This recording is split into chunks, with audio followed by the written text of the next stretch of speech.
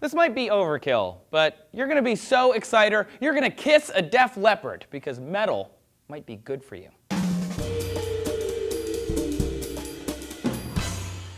Hey there, metalheads. Trace here for D News. I can tell you what the 80s like. I know what the ladies like. But let's be honest, some of the hard rock from the 80s seems like poison now. But at the time, it would get people twisted, sister. Recently, a study from Humboldt State University looked at if a heavy load like metal affected fans, groupies, and band members decades later. And happily, they found that it did, but positively.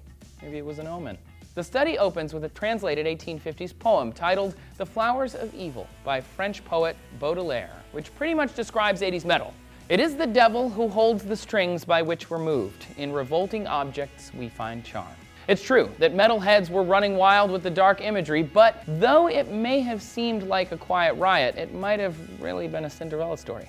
Unsurprisingly, people who were metalheads, they found, were just as well-adjusted as non-metalheads. Middle-aged metalheads were not significantly more likely to have attempted suicide, nor were they more likely to have had sex earlier. They were also not more likely to experience physical or mental problems as an adult. And in fact, even though they indulged in risky behaviors, metalheads ended up less likely than fans of other musical genres to seek help for emotional problems. Basically, they're saying, even though teens across all groups experiment, metalheads somehow benefited from the social support that comes from a tight-knit and intense community. Plus, aggressive music like metal can regulate sadness and emotion for the listeners, according to another study in Frontiers in Human Neuroscience. These people felt inspired and emotional even with subject matter that was sad or isolationist. That close-knit connection they were feeling is a physiological reaction to music.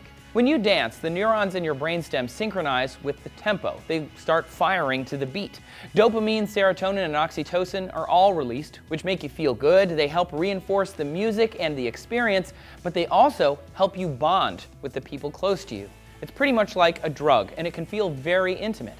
Music is an intensely personal part of our lives, especially in teenage formative years, which is how terrible music can get ingrained in us forever. Those neurochemicals create social connections that actually transcend the music itself. Extreme music displays the same physiological characteristics as pop, but pop has a wider listener base and thus doesn't have that same intimate support system. For example, according to a study from Emory University, teens who were shown what others rated a pop song would change their personal rating to match the crowd. It isn't that they liked the song more, but that their brain scans revealed experiences of anxiety and pain when their personal rating conflicted with that of the masses. Perhaps the tight-knit niche music, like metal, was a more intense support structure for teens, as opposed to an exclusionary one.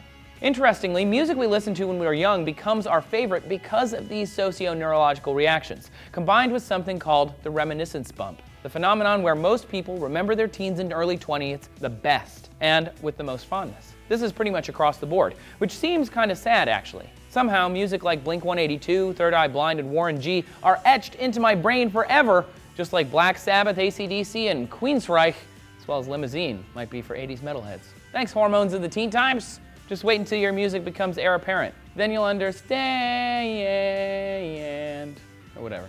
Speaking of music, do you ever wonder what inspires some of our favorite bands? Check out this video from our sister network, Seeker Stories, featuring Mike Shinoda of Linkin Park. He talks about funneling creative energy into his art and his new solo project, Fort Minor. If I go for a few days without doing something creative, I get weird, I get crazy. Whether it's music or drawing, painting, anything like that, art, for me, it's like breathing in the sense that I don't think about it. I just do it. What kind of music are you nostalgic for? Comments? Go ahead, leave some. Also subscribe to D News so you get more videos every day of the week. And thanks for watching.